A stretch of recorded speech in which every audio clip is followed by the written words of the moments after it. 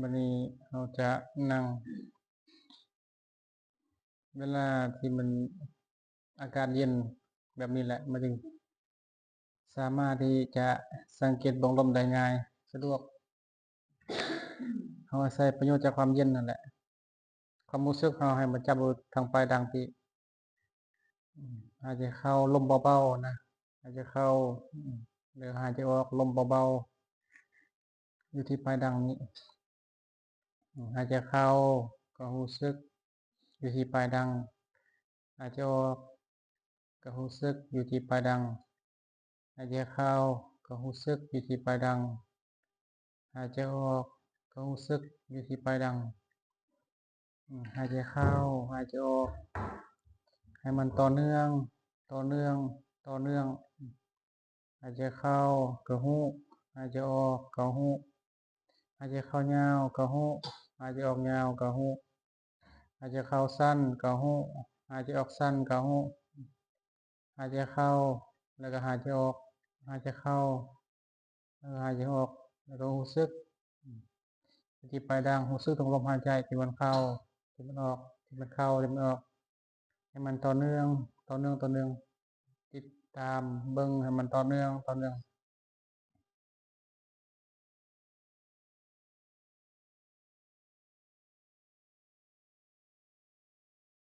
มันมีเพลงตาข้าพเจ้าขอตั้งจิตด้วยเดชะบุญที่พวกข้าพเจ้าได้กระทำในวันนี้ขอให้ข้าพเจ้าจงมีความสุขขอให้พรและแม่ของข้าพเจ้าจงมีความสุขขอให้ญาติพี่น้องหมู่เพื่อนเจ้ากรรมนายเวรของข้าพเจ้าจงมีความสุขขอให้เราเทวดาและสรรพสัตว์ทั้งหลายจงมีความสุขอย่าได้เบียดเบียนอย่าได้พยาบาทซึ่งกันและกันจงพ้นจากทุกข์ทั้งปวงด้วยเถิด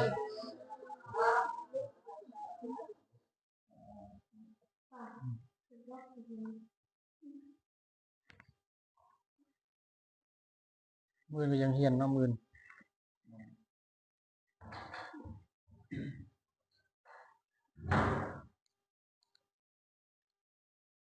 มันนี่วันอาทิตย์เนาะวันนี้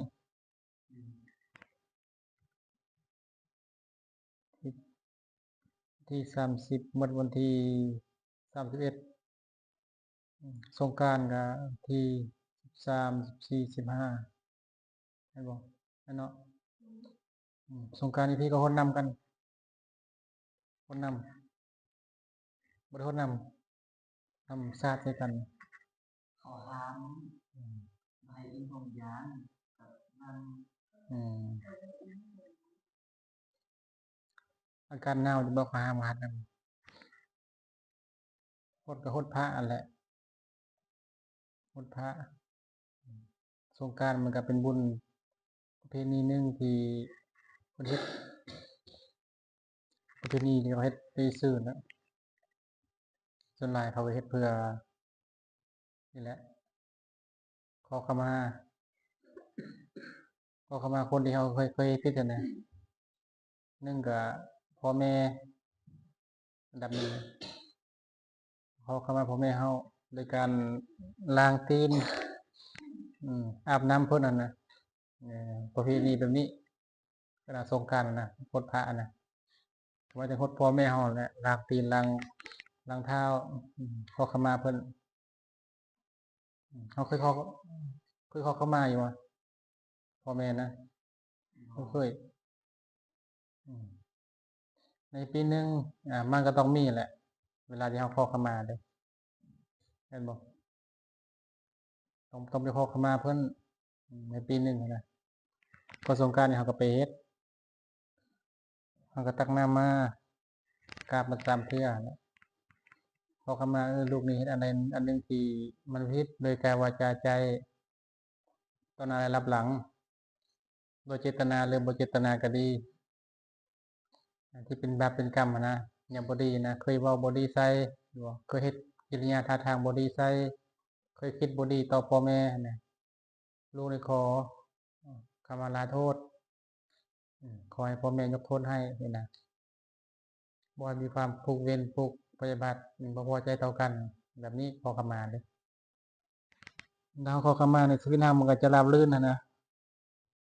ไปข้างหน้ามันก็บ่ขัดบ่ข้องไปข้างหน้าก็มีความสุขเบื้องต้นเราต้องเบิ่งอย่างพ่อแม่เรามันดีพ่อแม่นี่เป็นผู้ที่มีบุญคุณหลายต่อเราบ่คุณพ่อนี่ประมาณบ่ได้คุณแม่ประมาณบ่ได้คือคำว่าเขาว่าเด้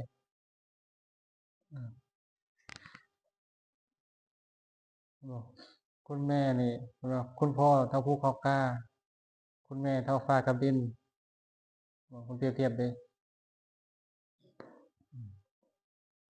มันเป็นมื้อที่เราไปขอขมากันนอกจากพ่อแม่มีไผอีกคนนี้ปู่ย่าตายายคนที่เคยเลี้ยงดูเรานะตั้งแต่น้อยเลยเขาอุ้มเรามาบ่พ่อแม่มีลูกคนมากก็มีแต่ปู่แต่ย่านะอุ้มเบิ่งเรานะปู่ย่าตายายอ้ายมีเอื้อยหั่นแหละผู้พี่น้องก็ขอขมาอ้ายก็ขอขมาน้องขอโทษให้กันหนึ่งก็ครอบครัวแหละภายในครอบครัวต่อมาก็หมู่เพื่อนเห็นบ่ถ้าว่าหมู่เพื่อนนี่บ่ได้มีความเครียดแค้นบ่ได้พยาบาทกันเฮ็ดผิดอันใดก็รู้สึกผิดแล้วก็ขอขมาโทษต่อกันในการใช้ชีวิตทางสังคมเราก็สิสะดวกสบายหมู่เพื่อนก็ช่วยเหลือเราบ่เราก็ช่วยเหลือยามเขาได้ลำบากหมู่เพื่อนก็ช่วยเหลือเรายามเวลาเราได้ลำบากเวลาใช้ชีวิตมันก็สะดวกคือครูบาอาจารย์เฮ็ดนั่นแหละแผ่เมตตาซุมื้อบ่ถึงกับพ่อแม่ญาติพี่น้องของเราคนที่อยู่นำเราใกล้ชิดเราและญาติพี่น้องก็ได้คนที่อยู่ไกลเรือนไกลชานเรานั่นแหละเราต้องผูกมิตรต่อเขาปรารถนาดีต่อกันถ้าว่าเราบ่ปรารถนาดีต่อกันนี่บ่ช่วยเขานี่เวลาเจอปัญหานี่เขาก็บ่ช่วยเราเวลาเขาเจอปัญหาก็ช่วยเขาเวลาเราเจอปัญหาเขาก็สิมาช่วยเรานี่มันจะเฮ็ดให้ชีวิตเรานะอยู่นำกันมันก็มีความสุขต้องเริ่มต้นจากครอบครัวคนรอบข้างก็คือยังญาติพี่น้องหมู่เพื่อนญาติตายายนั่นแหละต่อไปก็สังคมภายนอกบัดนี้เราก็ปรารถนาดีต่อกันว่ามันก็มีมารยาทของสังคมได้เห็นบ่ย่างไปเหยียบตีนกันก็ต้องได้ขอโทษกันเห็นบ่ต้องขอโทษกันเด้ขอโทษนี่ผมแม่นว่าเฮานี่รู้สึกว่าเฮานี่ต่ำต้อยเด้แต่ว่าการขอโทษนี่มันเป็นลักษณะบ่งบอกว่าเฮาน่ะมันเป็นคนที่มีจิตใจสูงมีความรับผิดชอบนะลูกผู้ชายเนี่ยมันต้องอันดับหนึ่งคือต้องความรับผิดชอบ คือเว้าอันใดก็ต้องเฮ็ดตามนั้นเฮ็ดแล้วก็เว้าแบบนั้นแล้วก็คิดแบบนั้นอีกความคิดเป็นแบบใดคำเว้าการกระทำก็ต้องเป็นแบบนั้นต้องสัจจะต้องซื่อตรงต้องมีสัจจะนี่แปลว่าเป็นลูกผู้ชายบ่เคยได้ยินบ่คำสุภาษิตตัวหนึ่งบ่หยังวะ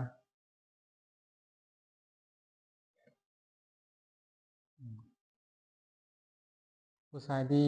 มีศีลสี่บ่มีสัจจะอันนี้ผู้ชายถึงว่าสิบ่หล่อบ่งามหั้นน่ะก็ต้องมีศีลสี่นี่คือสัจจะแม่นหญิงถึงว่าสิบ่งามถึงว่าสิขี้ร้ายหน้าตาขี้ร้ายแต่ว่าหนึ่งมีมารยาทอืมมารยาทน่ะคืองามส่วนเป็นนักบวชเป็นพระนี่ถ้าบ่ถึงว่าสิบ่มีศีลก็ตามแต่ว่าก็เป็นศีลดีหมายถึงว่าเพิ่นน่ะบ่ได้ไปลักไปปล้นไปจี้เขานะแต่ว่าเพิ่นสิกินข้าวแลงอยู่แม่นบ่กินข้าวแลงแกงร้อนอยู่ไปหั้นไปนี่มาอยู่แต่ว่าเพิ่นก็บ่ได้ไปฆ่าสัตว์ไปลักทรัพย์เดะนี่ถึงว่าเพิ่นจะบ่มีศีลแต่เพิ่นก็มีศีลดีของเพิ่นอยู่อืมอืมอันนี้ผู้ชาย ถึงว่าสิบ่มีถึงว่าสิบ่มีศีลถึงบ่คิดร้ายปานใดก็ตามชั่วปานใดก็ตามเนี่ยก็ต้องมีสัจจะนั่นแหละจึงเอิ้นว่าเป็นลูกผู้ชายเด้อเห็นบ่ถ้าขาดสัจจะไปแล้วบ่แม่นแล้วบ่งามแล้วบัดนี้อืมอันนี้ลูกผู้ชายเป็นจังซั่นเขาแสดงความรับผิดชอบโดยการขอขมาคนที่มีบุญคุณต่อเฮาอืมอันนี้เป็นวันสงกรานต์สงกรานต์โดยปกติเขาสิเฮ็ดแบบนั้นแม่นบ่เฮาเคยเฮ็ดบ่บ่เคยเนาะอืมตามประเพณีเขาเฮ็ดแบบนั้นสงกรานต์นั่นเด้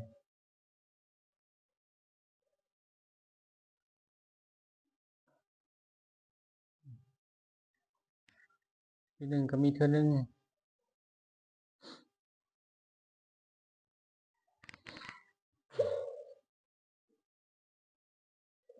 อืม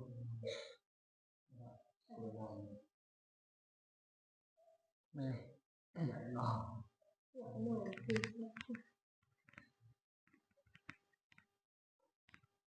อันนี้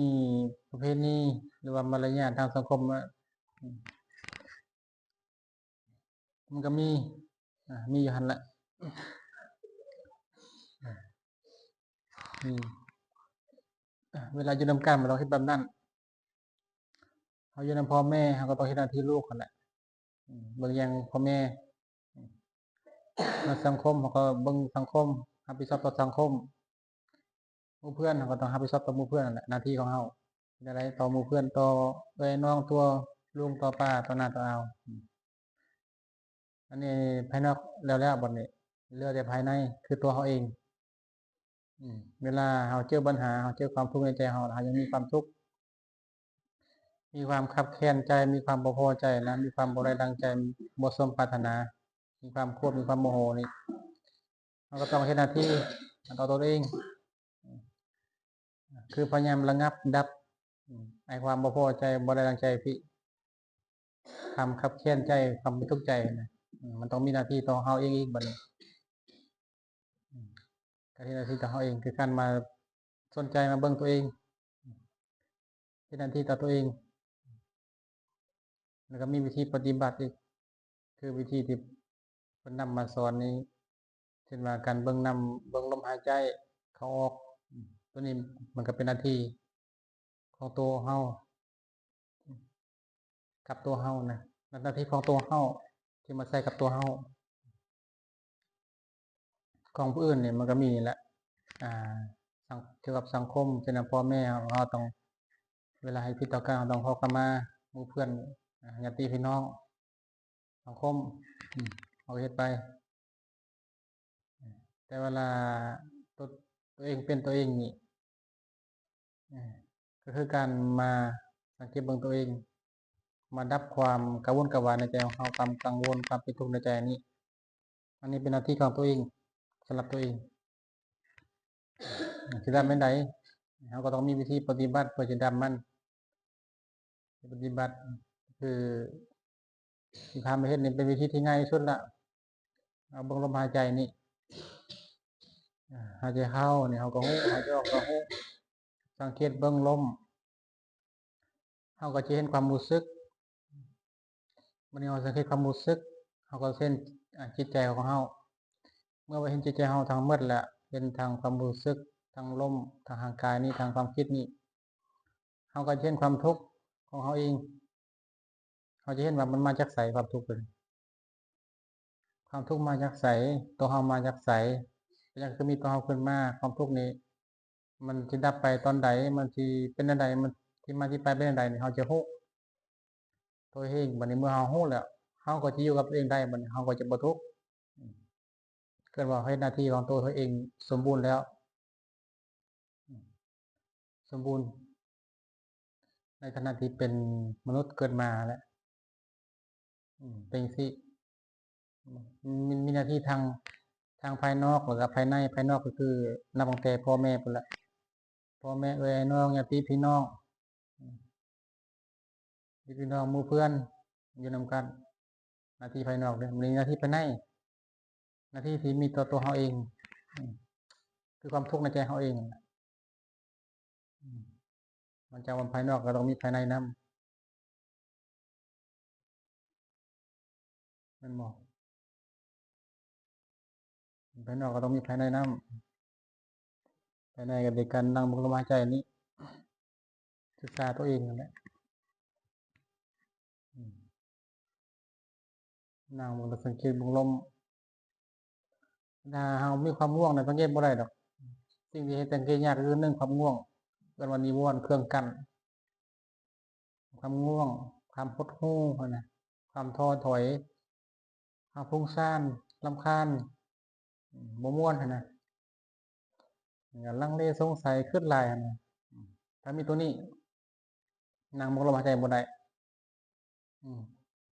คนที่นั่งเบิ่งลมหายใจได้บ่แม่นของธรรมดาเดะ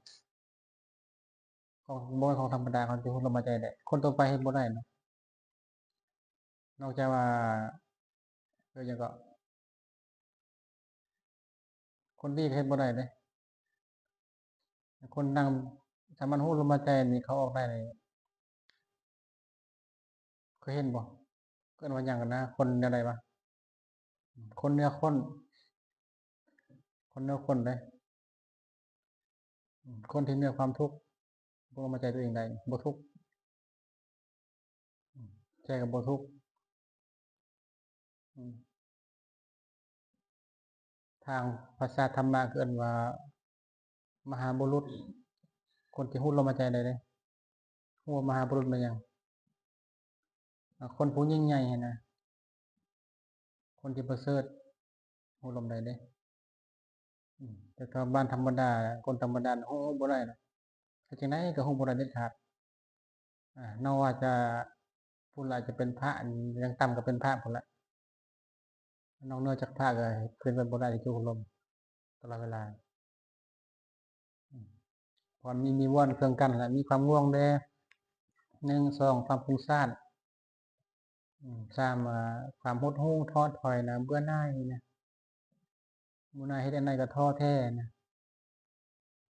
คิดอันใดก็ท้อแท้แล้วก็มาคิดหลายมันก็รู้บ่ได้บ่แม่นธรรมดาได้รู้ลมเลยมันยากเฮ็ดยากอีกแม่นบ่เฮ็ดยากอีก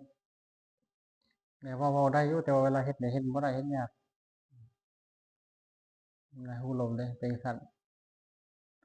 เราก็พยายามเฮ็ดจนว่ามันสิเฮ็ดได้พู้นแหละถ้าเฮ็ดได้แล้วเนี่ยบ่ทุกข์อันนี้ครูบารับประกันเลยถ้าผู้ใดสามารถรู้ลมหายใจเข้าออกต่อเนื่องได้บ่ทุกข์เลยใจบ่ทุกข์เลยบ่มีทางสิทุกข์เด็ดขาดอันนี้ครูบารับประกันเด้สิมีเทวดามาก็ตามบีบห้ำก็ได้เทวดาแม่นบ่ผู้ใดที่ว่าสิ่งศักดิ์สิทธิ์หั้นนะเฮานับถือหยังอยู่นี่บ่ได้นับถือหยังว่านับถือพี่นับถือหยังนับถือเทวดาพรหมพญานาคอืมถ้ารู้ลมหายใจได้นี่สิเป็นพระเจ้าก็ตามมาบีบห้ำก็ได้นะเตะห้ำ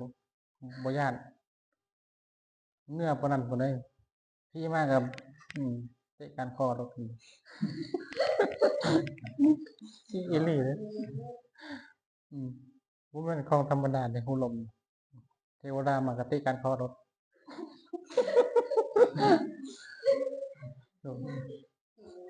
เทวดามาก็เตะก้านคอโลดพวกผีเปรตมาก็เตะก้านคอหมดเลยเป็นพรหมเป็นหยังเป็นอินทร์หยังก็เตะก้านคอหมดเลยพระเจ้าก็เตะก้านคอเลยบีบห้ำเลย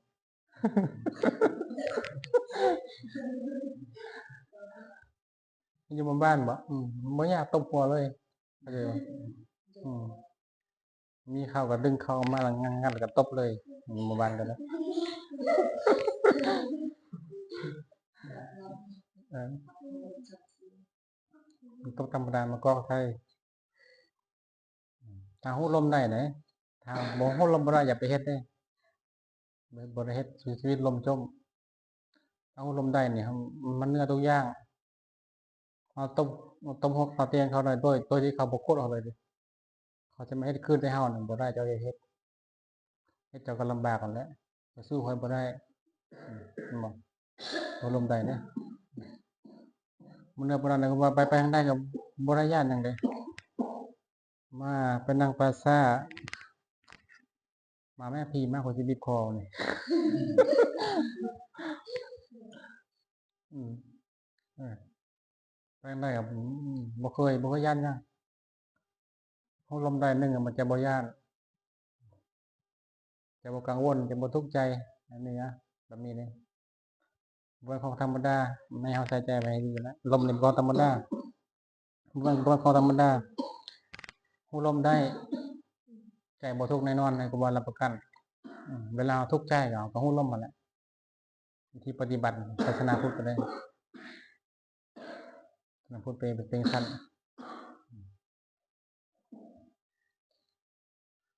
เป็นหยังเป็นไงนี่โทรแม็กเอาตรงเอามาเลย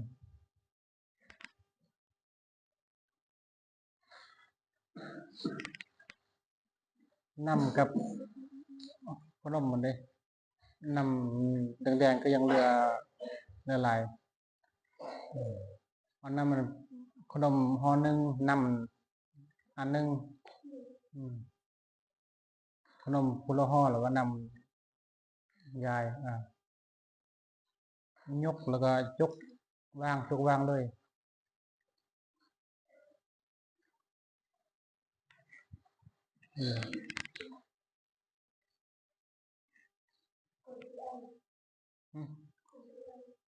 แล้วอัน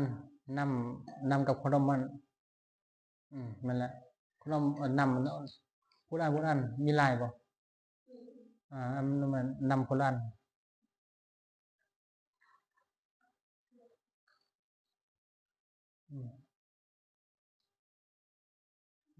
ผู้ลมในหมู่บ้านธรรมดาเลยเนาะถ้าเฮายังเฮ็ดบ่ได้เลยบางคนเฮ็ด10 ปีก็ยังบ่ได้เลยผู้ลมไม่ได้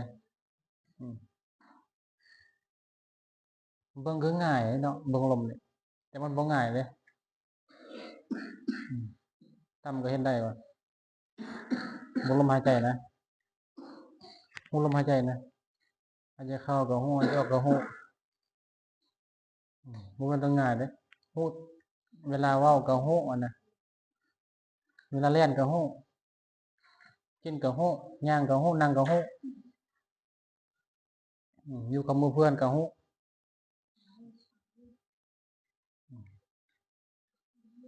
ถ้าฮู้ได้บ่แม่นของธรรมดาแล้วถ้าฮู้ได้ฮู้ลมหายใจได้เฮาสามารถลิขิตชีวิตเฮาเลยชีวิตเฮาอยากให้มันเป็นแบบใดเฮาสามารถบังคับให้มันเป็นแบบนั้นเลยถ้าฮู้ลมได้เฮาบ่ต้องย้านหยังบ่ต้องย้านผีอีกมาก็จับมัดโลดแหละแม่นบ่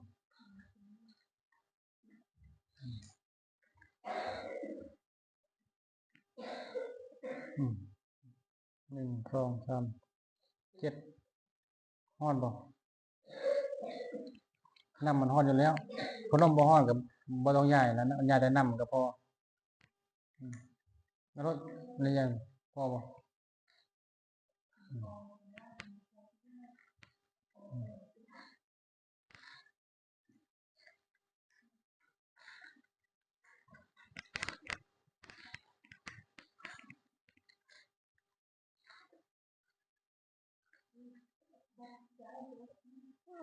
ก็ย้ายเลย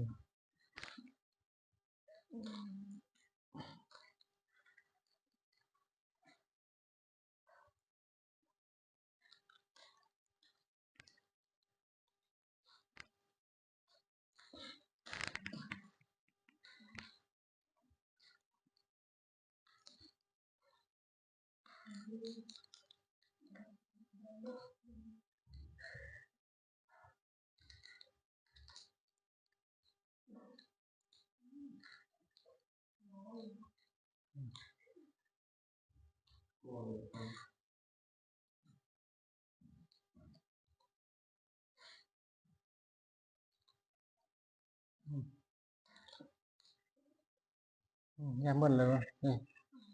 ยังมีปูบ่ได้เลย อืม ปีมา อืม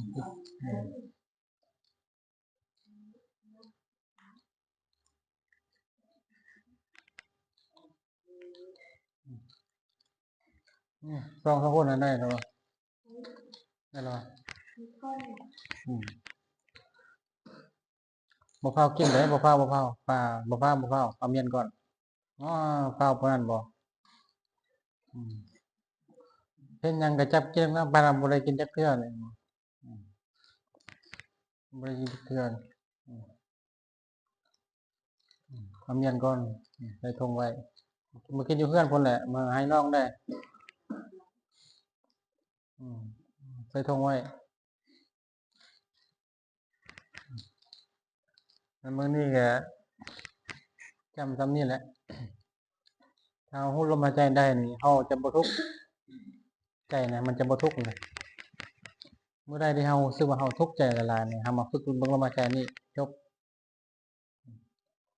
มันจะปัญหาหยังก็ตามฮู้ลมนี่จบ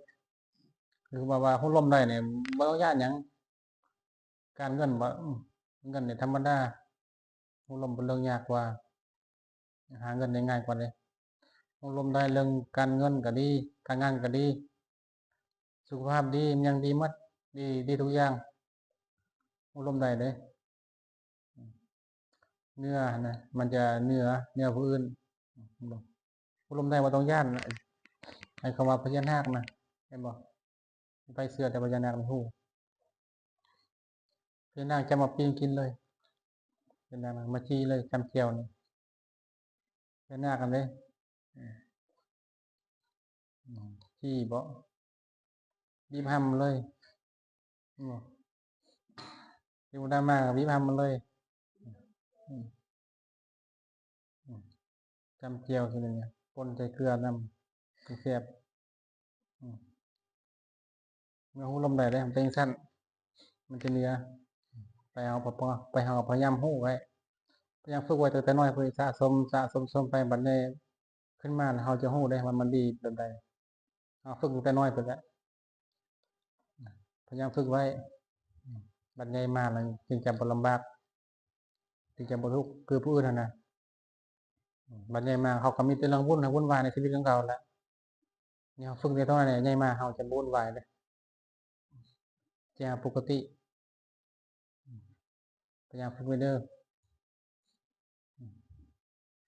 บัดนี้ก็เตรียมตัวกราบพระ